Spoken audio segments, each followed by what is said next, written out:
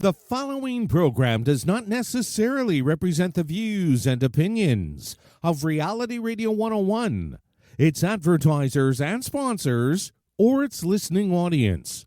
Listener discretion is advised.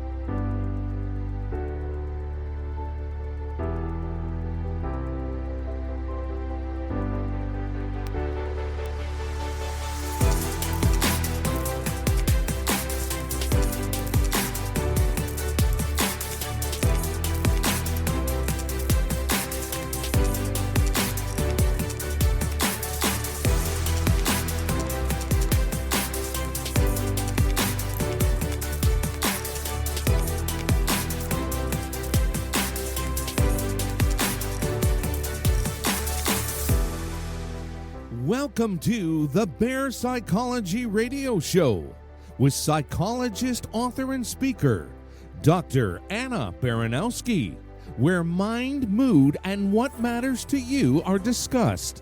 We're broadcasting live from Toronto, Ontario, Canada, on Reality Radio 101.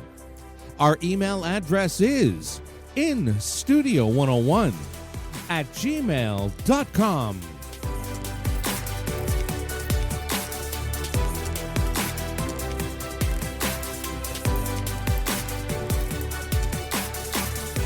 And now, your host of the Bear Psychology Radio Show, Dr.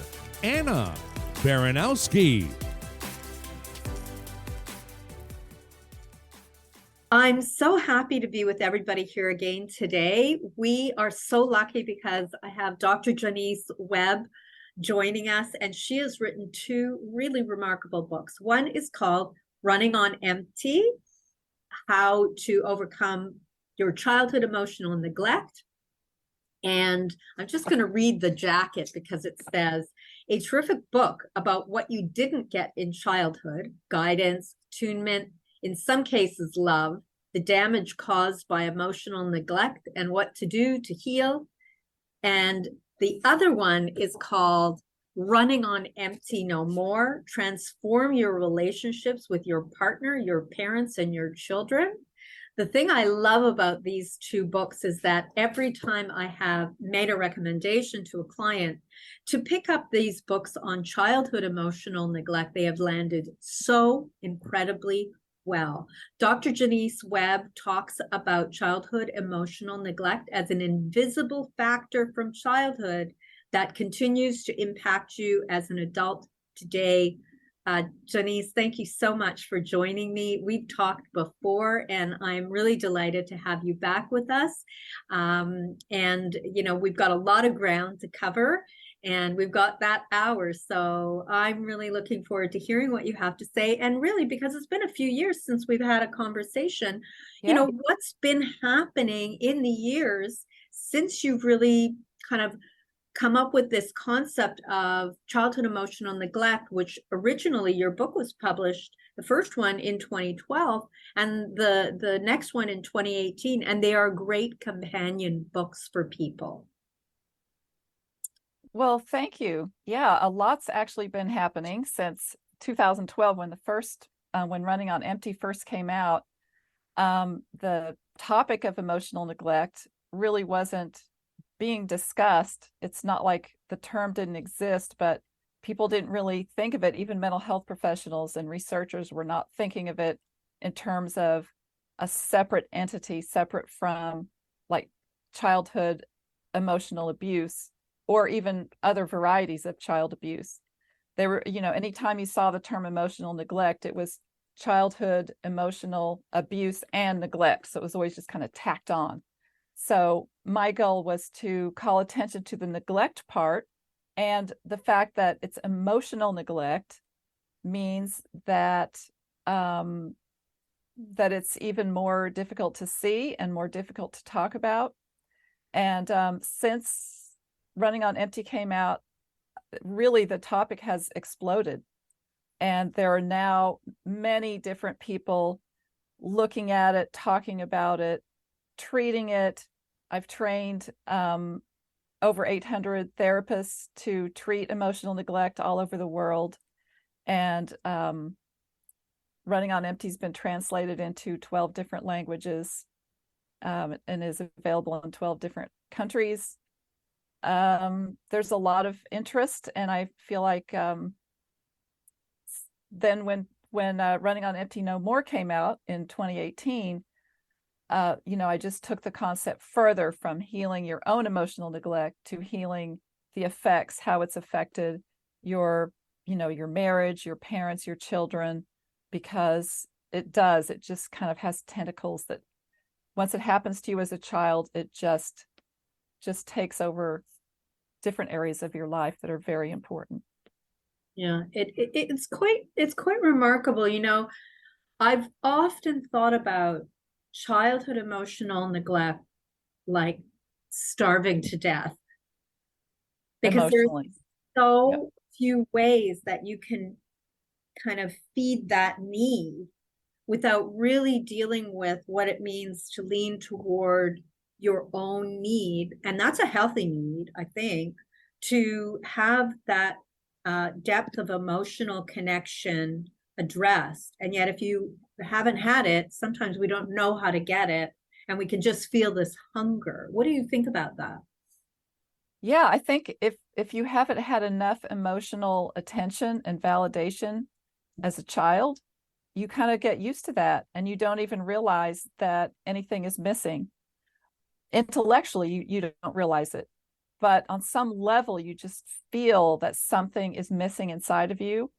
And that's why both of my books are called Running on Empty, because it's that feeling like something is missing inside of me that other people seem to have.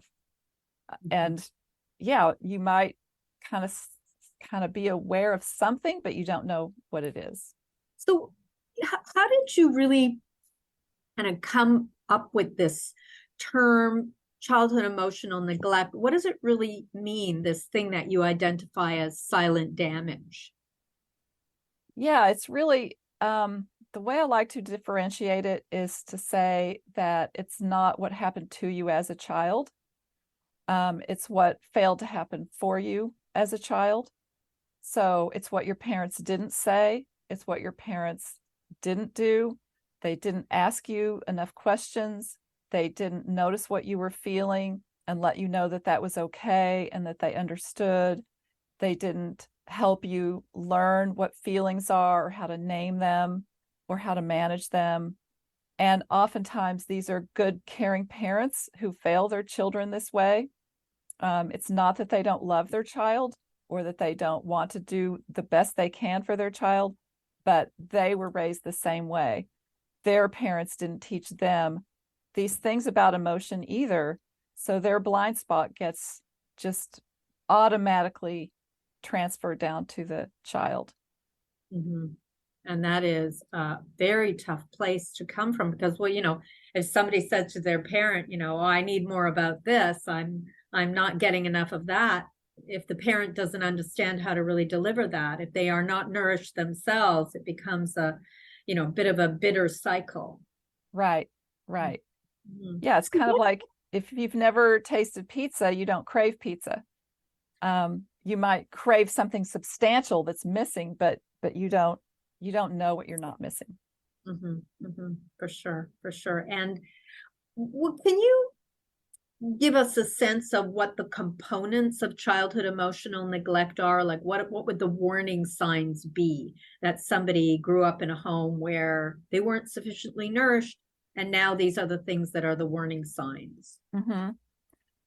Well, one of them is that sort of empty-ish feeling that I was just describing, that feeling that something is missing. And some people actually feel it in their body, like something is missing, like an emptiness in their belly or their chest or their throat. And for other people, it's more like a feeling that other people have something that they don't have, or a sort of a numbness. Mm-hmm. Also, another sign that you grew up with emotional neglect is if you find emotions kind of baffling and maybe avoid dealing with emotional things. Because if you grew up in a family that, number one, found emotions baffling and avoided them, then that's kind of it's all you could learn about how to deal with this powerful force inside your emotions. And so that's another sign. Some people would call that like low emotional intelligence, meaning just kind of not a great understanding of how emotions work, what they're for, what they are, how to identify them, how to put them into words. So that would be another sign. Not knowing yourself very well is another indication, because if your parents don't really see you emotionally and get you emotionally, they're not able to feed back to you who you truly are on a deep emotional level. And if you don't get that from your parents growing up, you don't really end up knowing yourself very well.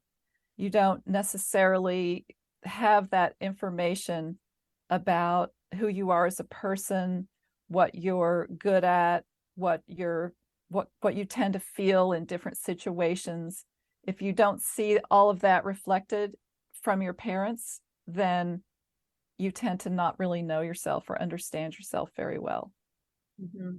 Well, that creates another layer of loneliness, because, when we're good with, spending time on our own and enjoying our own company, whatever it is that we're doing, it can actually be very rewarding.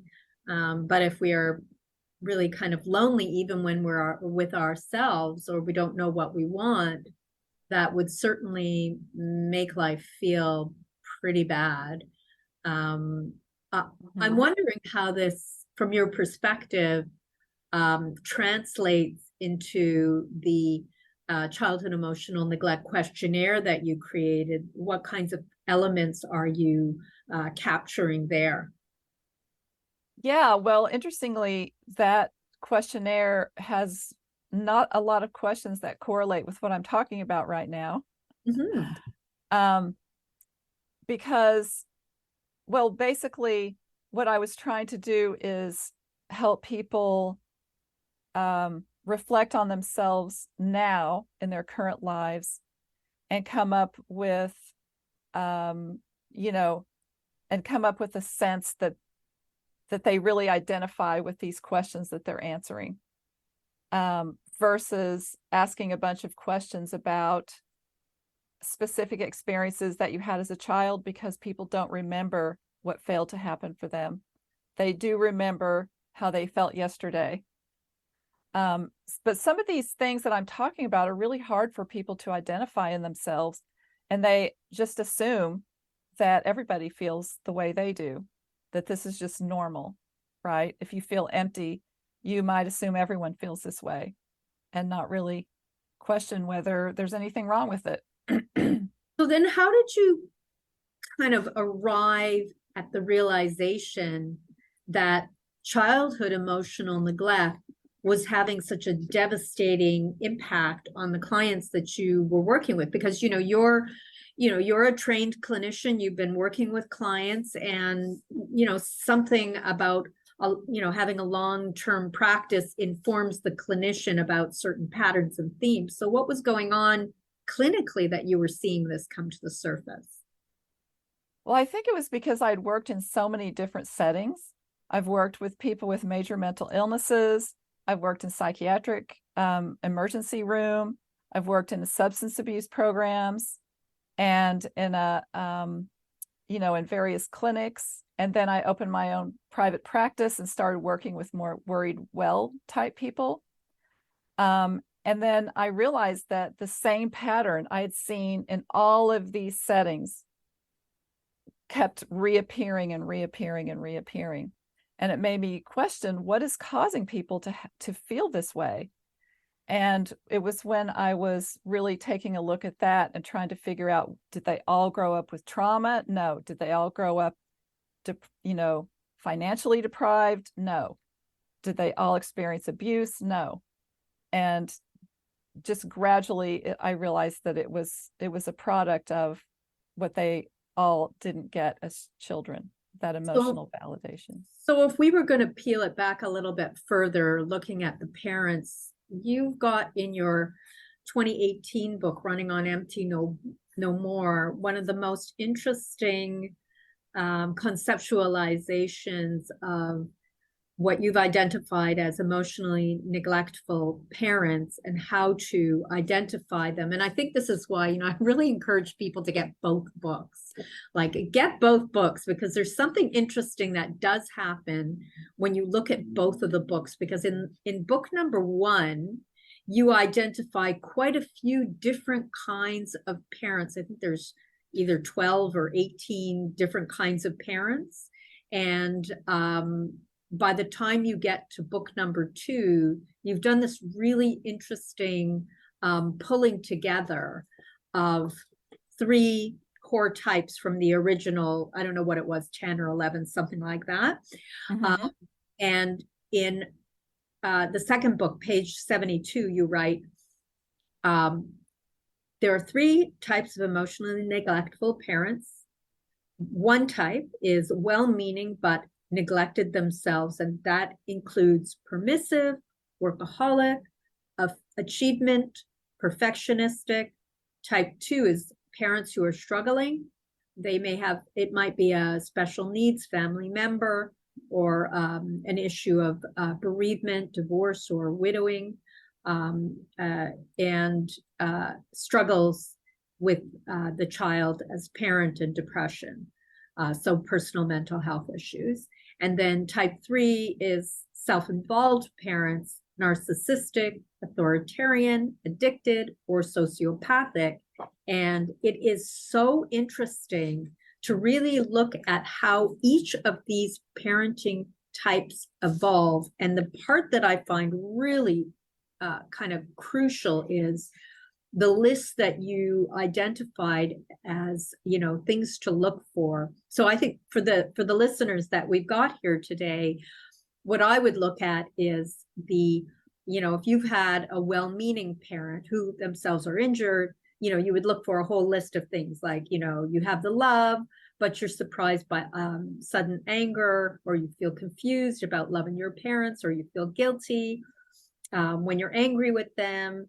Like, there's these fabulous kind of lists that help us to understand, was my parent either well-meaning, but, struggling themselves, a struggling parent, or a self-involved parent? And, looking at those things and actually asking yourself, like, what was missing with the relationship that I had with my parents? And I do this, when I'm working with somebody I think is got this kind of background. When I just go through those lists with them, most of them are blown away by what they recognize as features that were common in their relationship with their parent.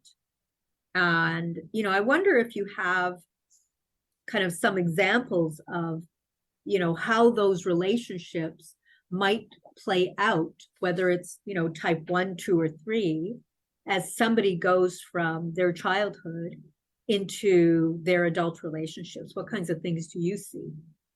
And their relationships with their parents? So they have their relationship with their parents, whether it's type 1, 2, or 3. How does that then, be carried into their adult relationships as they age? Well, let's start with the third category, because I think it's the most obvious one.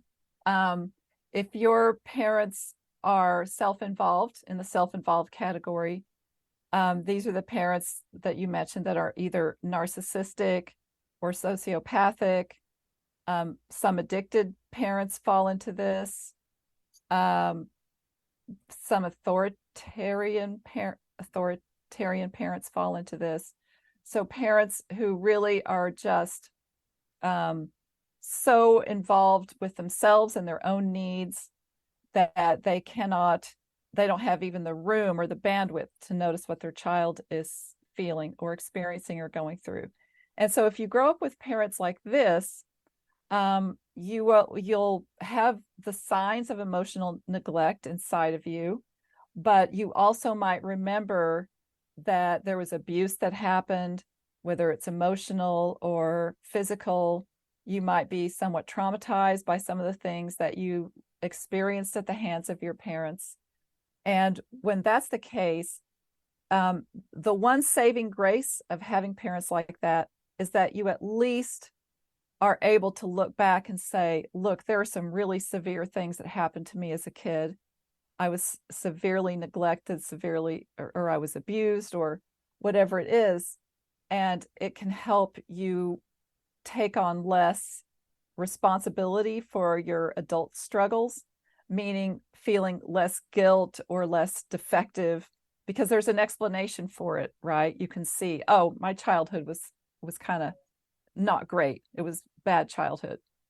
But if you had struggling parents who were, either depressed, taking care of a sick family member or a needy family member, whether it's a sibling or a parent, or a parent who's struggling financially and working several jobs, that parent might be very devoted in terms of loving you and working really hard and trying their best, but still just failing you emotionally. And so children of struggling parents tend to grow up again with the signs of emotional neglect, but also a burden of guilt, because they look back and they see, oh, my parents were really there, working hard, trying hard. They had all these challenges in life, yet they still did all these things for me. It's much harder, number one, to see the emotional neglect, but also to accept it, because you did have parents who tried. And that same pattern applies to the well-meaning but neglected themselves, which are parents who really love you, believe they're doing everything right, and are trying very hard to do everything right. But, we just talked about them. They have that blind spot because they were raised by parents who had the blind spot. And so if you have parents like that, you're going to have a very hard time seeing the emotional neglect and not blaming it on yourself.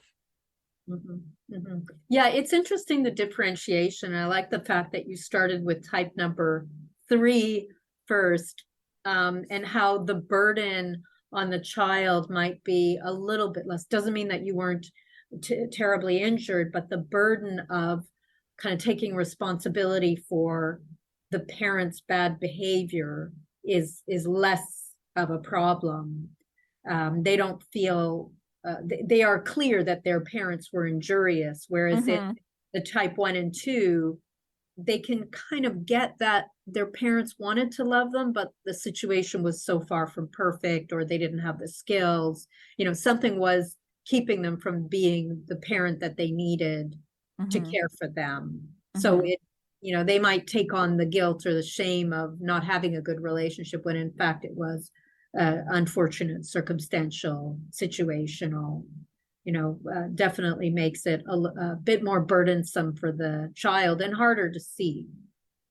Yeah, and if you have either well-meaning or struggling parents, you're more prone to having anger at them that you don't understand, and feeling guilty about that too, because it does make people feel angry when they feel deep down that their parents just don't, number one, don't get them, don't understand them, don't see them, and that just feels bad. Yeah, that makes a lot of sense. On your blog, so I'm just going to say to our wonderful listeners, Dr. Jonice has a great website with wonderful articles posted to it. And one of the blogs is called Raised to Have No Emotional Needs. And I thought that was a great title. And I have seen it because, in my clinic, I work so often with individuals who have experienced significant trauma. And I want to just say that in many cases, when somebody's experienced a noteworthy traumatic event, especially a type 1 event, which is one experience of trauma that is not complicated by a series of chronic events or the element of having a human relationship that has become exceedingly traumatic. Those things tend to be type 2 more complex traumas. But if you have this type 1 trauma and you have an incredibly warm and supportive family life, parents who are really there for you, a family network, friendship network that feels very wholesome. Getting over even very significant trauma is much more readily achieved when you have this steady, wholesome, emotionally loving and secure set of connections. Mm-hmm. And if you have these elements in your history where you were not nourished fully.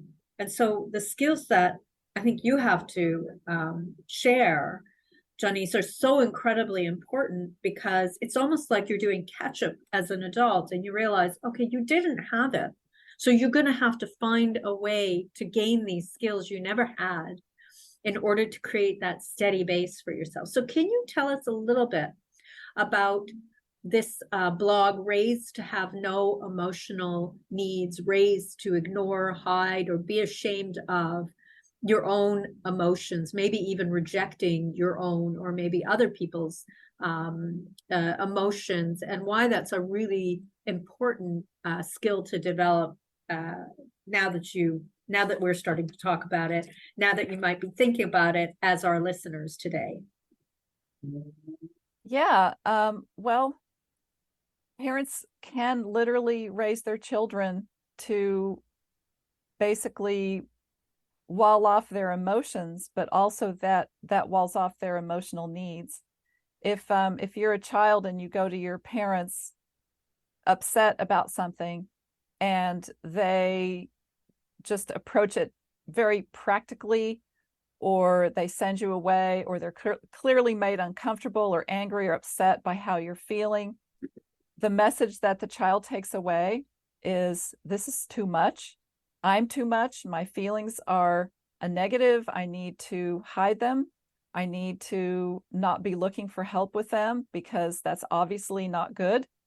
And I'm going to be rejected and disappointed if I do that. So when you learn that as a child, and it's not like your brain is going to probably retain that consciously, but you get wired this way. You're basically wired to not, number one, feel emotions, number two, allow others to see your emotions, and you kind of just learn to hide them from other people, and to not let people know when you need emotional support, to not look for emotional connection when you need it. You just learn not to do those things. Right. And the very thing that you're hungry for on an unconscious level, that sense of deeper emotional connection and warmth, you're not going to get, because you've learned that it's too risky to show that you need something, or you're having a tougher time, or things are not going as well, or you're feeling sad, or you just want to share in an honest way with somebody that you're developing a relationship with. And the really unfortunate thing is that the more we hide that from the people in our life, the more other people feel like they can't really lean into a relationship with us, because we're not opening up in a warmer way. So they may turn away. You may end up turning away the very people you want to get closer to, because you don't want them to be burdened with your emotions. And I mean, that sounds pretty dangerous. What do you think, Jonice? Oh, definitely. It's sort of teaching you to be fully self-contained. And then a self-contained person is really hard to be in a relationship with, because they don't need you.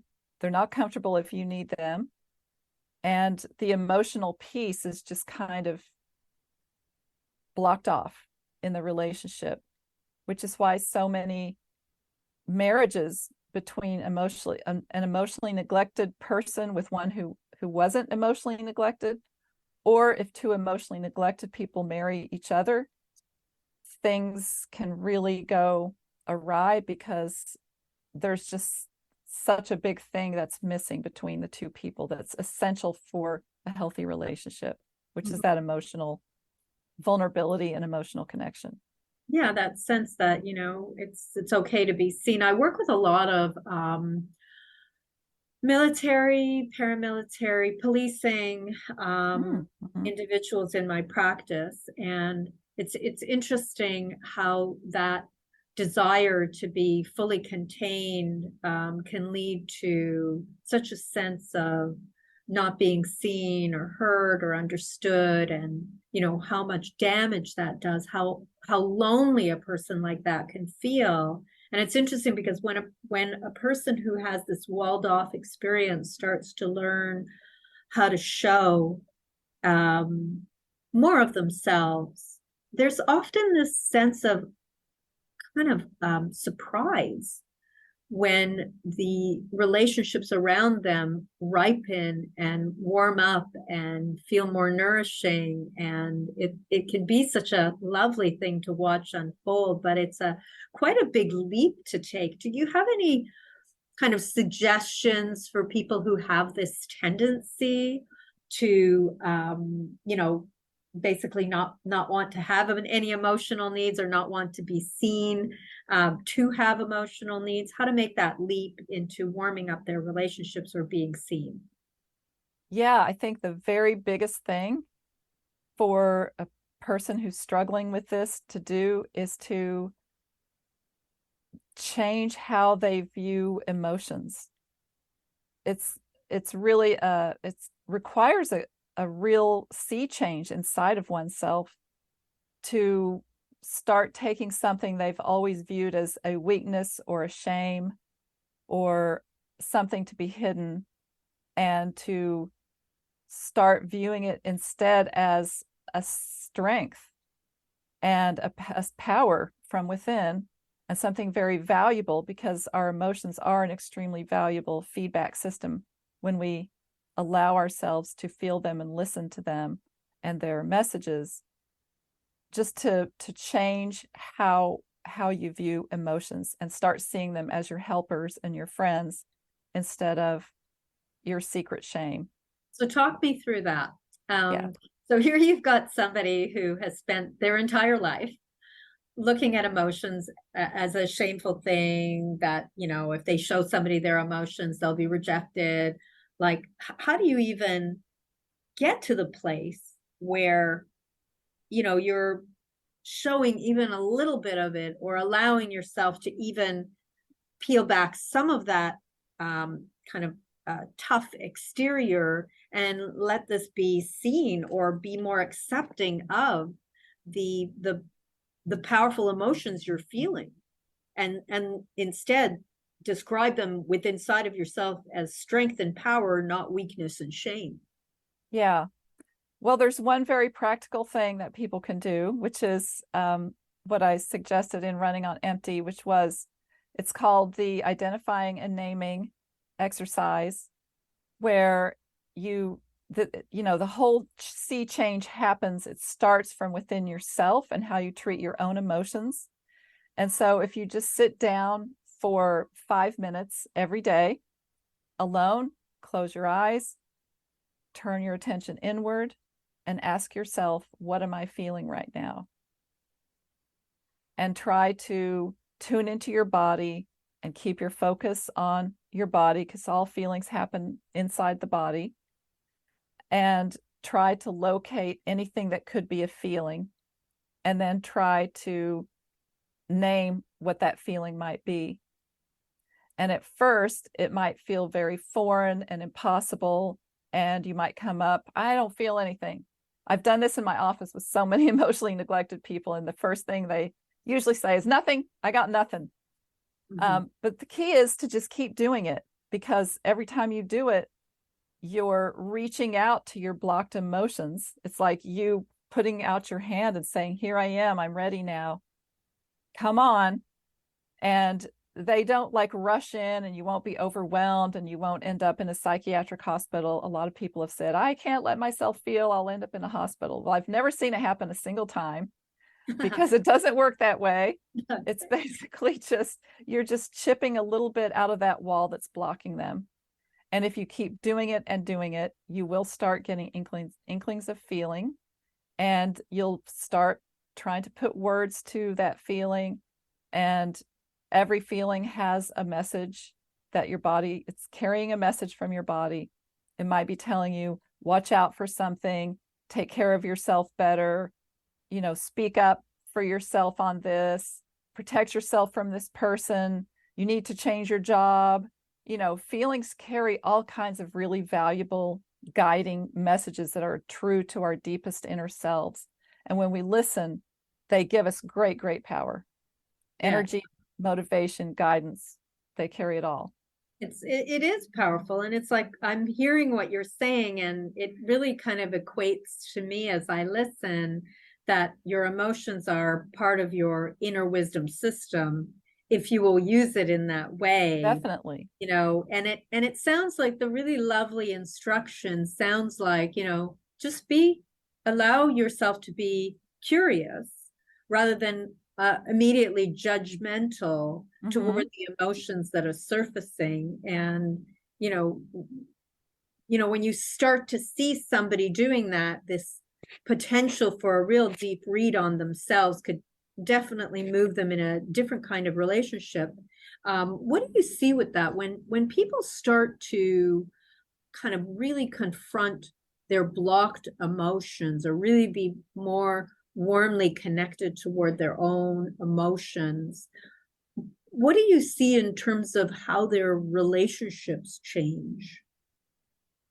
Boy, that is a great question. It's my favorite thing to experience as a therapist, and also to talk about, because it's quite remarkable. And you just alluded to it yourself when you were talking about the military families.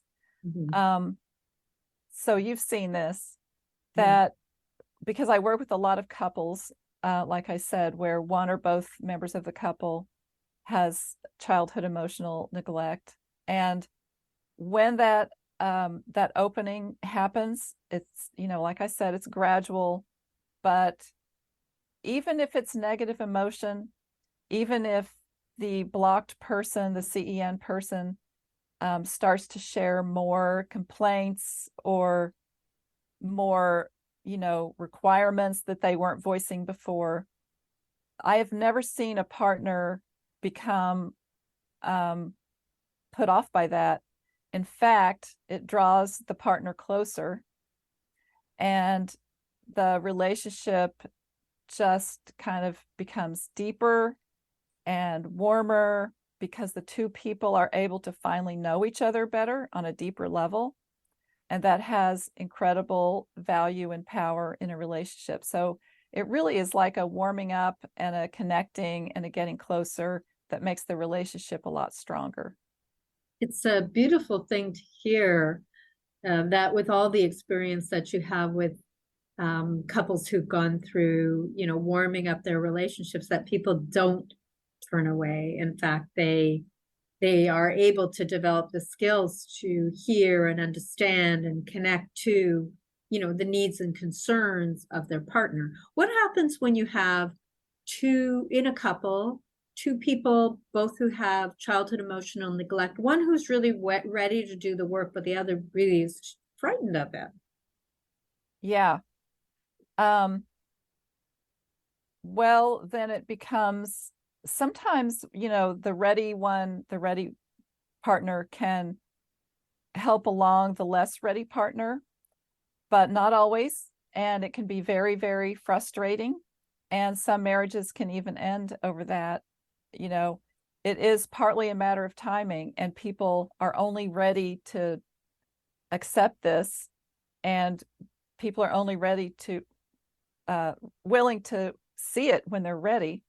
And so if one partner is ready way sooner than the other, it can be a real serious problem. But oftentimes, when the less ready partner sees the ready partner doing a lot of work and changing for the better, it's an inspiration.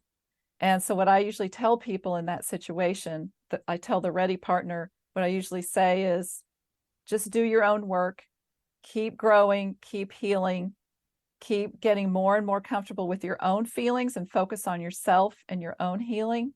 And your partner will either be inspired by that, or you're going to leave your partner behind.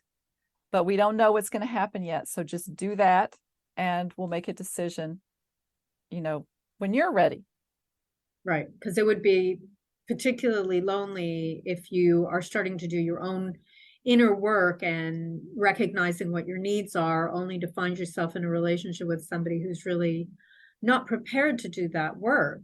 Do you find that some people shut themselves back down because they don't want to risk losing the relationship? Yes. Okay, can you just talk a little bit about that and how that might look, or what people might want to consider doing? Yeah, and I also want to mention another thing that can happen, which is if you're an emotionally neglected person married to a self-involved person, potentially like a narcissistic type of person, narcissistic partners do not want their emotionally neglected partner to start speaking up and having feelings, because they want all the space for themselves. And so that can cause trouble in a marriage as well. So some people experience that, and I just want to mention that. That is such a good point, because I think what could happen easily enough is that, an individual married to somebody with narcissistic personality or something in that range, that they may then start to encounter the real fault line of the marriage itself, because it was working okay up until the point that they started to do their own exploration. As soon as they start doing their exploration, there's a realization that this marriage cannot continue as it is. You can only imagine what a great partner a childhood emotionally neglected person would be for a narcissist. Can you? Oh, they go together like a hand in glove. Yeah, can we talk a little bit about that? Sure. Yeah. When you're someone who's emotionally neglected, you tend to take up little space because your emotions are hidden, right? And you don't feel comfortable asking for things because you learn not to do that as a child. And so you take up little space, whereas a narcissistic person takes up a lot of space, right? It's all about me. I have the limelight. I want the limelight. I want the attention. I have all the needs.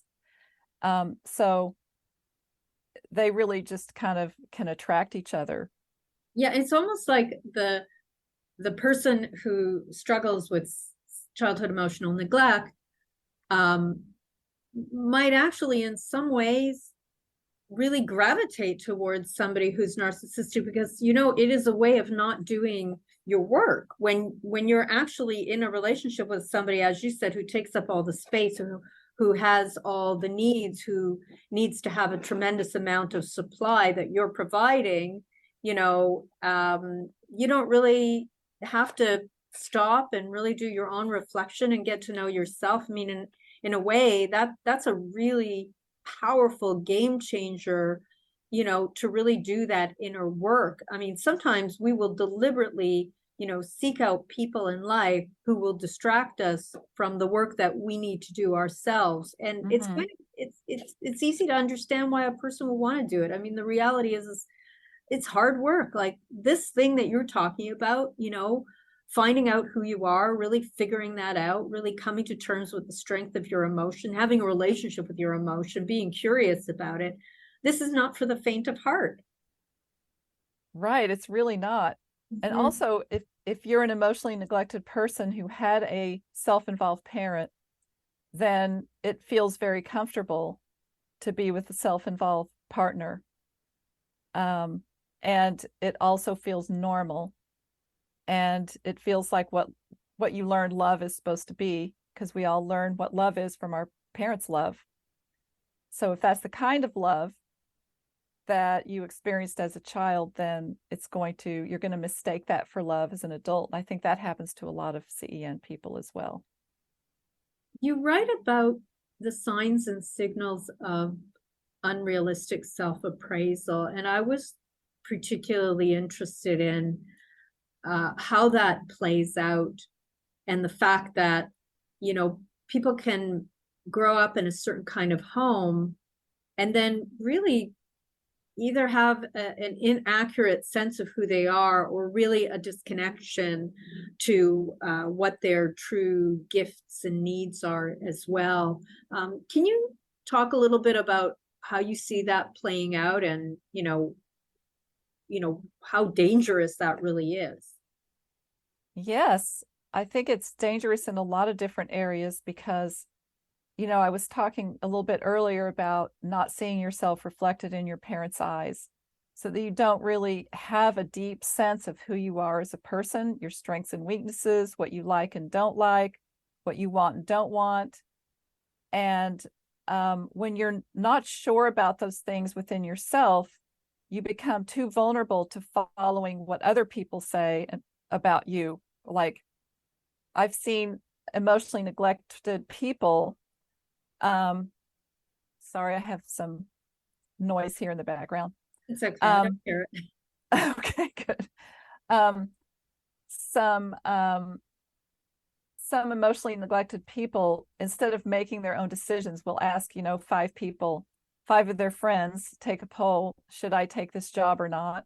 Should I switch my career or not?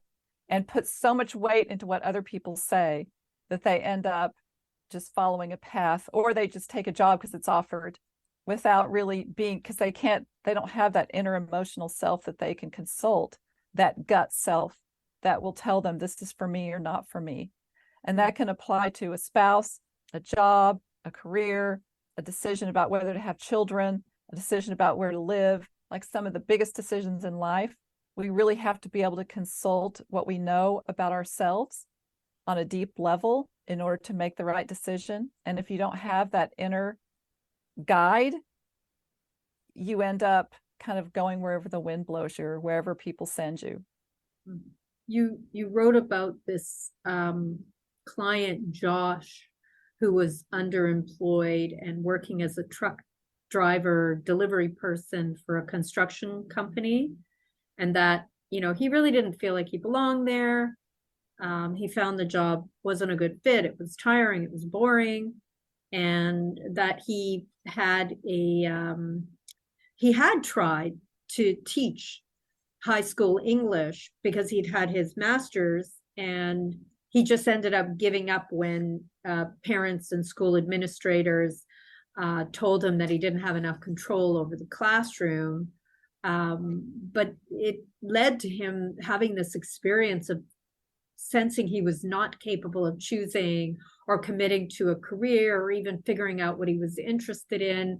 And there was this interesting relationship that he had with his mother, that he didn't really feel seen and heard or understood. It's that kind of mirroring piece that you were talking about before, having a parent who could look at you and really say, hey, yeah, I see you really love art, and look at what you're doing here, like you really love mixing colors together, or whatever it is. Doesn't matter what the story is, but it's like you've got none of that mirroring. So when you go out into the world, you can't really figure out how you're landing, and you don't look kind of steady in the decisions that you make. So this is this kind of unrealistic self-appraisal kind of playing out. This guy was really lonely. How did you get him moving forward? Well, you brought up a really important point about Josh, which is that if you don't know yourself well, you're a lot less resilient. Because for him, because he was getting criticism, he just ran into a rough spot in his chosen career. And that rough spot was enough to knock him completely out of the game, because he wasn't able to say to himself, gee, they're saying I don't have enough control over the classroom. Maybe that's because I didn't have structure when I was a kid, and I'm having trouble structuring kids now. Maybe it's because I didn't learn how to do that as a child. And maybe that's a weak spot for me.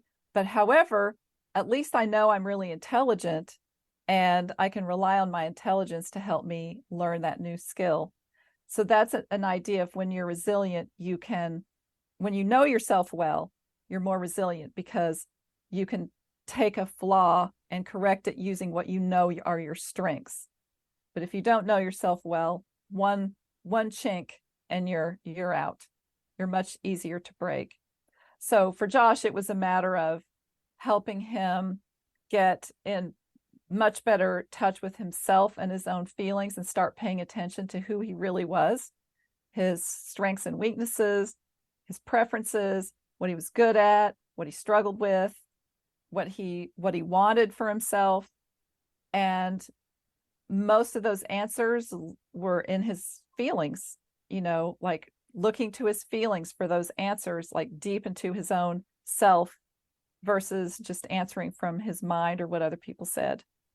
And it's a really good example, because you keep on going back to looking into his own feelings for those answers. And yet when we have this struggle with childhood emotional neglect and we haven't yet gotten to that place, we can find ourselves in the world forming relationships that actually interfere in our connection with ourself and our emotion. And I was really struck with you came up with a list of how childhood emotional neglect affects your choice of partner. But I almost think, from many of the conversations I've had, it seems like it's not just your partners, but the people you gravitate in your friendships, the people you sit with, or you go to lunch with at work, the people that you connect with on the weekends or in the evenings, or maybe you're not doing that at all. But the issue is that it can really interfere in you actually finding those layers of emotions. I'm going to read the 5 things that you came up with, because I think they will be of great interest to our listeners. But from my perspective, it seems like it's not just the partnership, but it's also friendships, people that you seem to connect with. Does that sound right to you, Jonice? Yep. Yeah. Mm-hmm. Okay, perfect. Okay, these are the 5 things. Seeking out the same neglect you got from your own parents, because it's familiar. That's 1. 2, seeking out, you have an intense need to fill your emptiness, so you commit too soon. The next one, not truly committing, so that no one really sees you in your truest sense, your needs and your feelings. So, you're kind of still alone.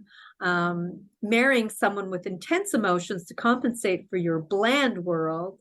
And we talked about this one already, marrying a narcissist because you take up such little space and you attract someone who could take up a lot. So I'm just saying this for the listeners out there. If you think you've got sin and you're thinking about, why am I so lonely in my life still, and I'm trying to do this work, start to think about the kind of connections that you have. They may be getting in the way. And then finally, the other piece that I'm thinking about is, and this is, based on some of the things that you've discussed in your book, boundaries. So can we talk about boundaries and how important they are? Oh gosh, yes. Well, boundaries are really the thing that protects us and helps us walk around in the world knowing that not only are we safe, emotionally safe from other people, but other people are emotionally safe from us. So I like to think of people as having two boundaries, one which guards us from what happens outside, what other people throw at us, and one that protects other people from what we might want to throw at them. And so it really is, boundaries are all about how we want to be treated and what's acceptable to us about how others treat us, and also about how we want to treat others. Mm-hmm.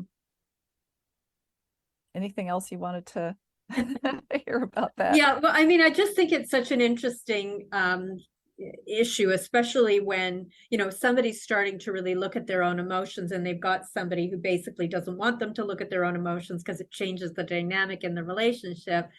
Boundaries are really important. Jonice, we're going to close our conversation today, but I just wanted to ask you, is there anything else that you wanted our listeners to think about, or any other practices or suggestions that you have for those who are joining us?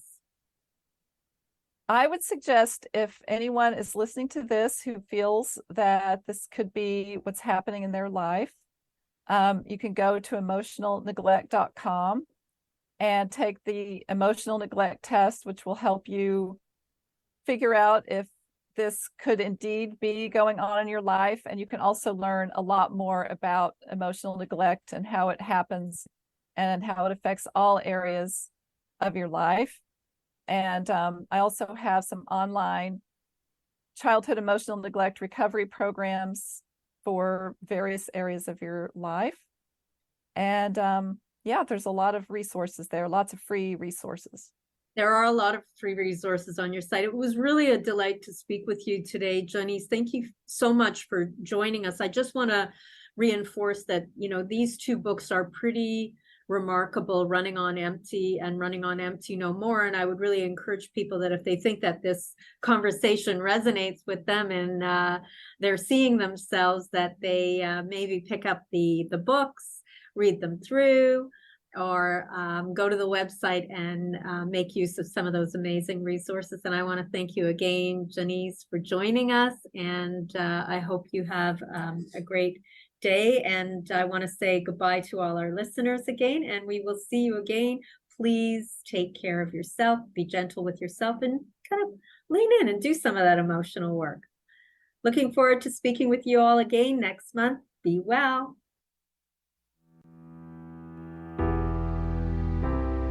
Thank you for listening to the Bear Psychology Radio Show with your host, Dr. Anna Baranowski, right here on Reality Radio 101.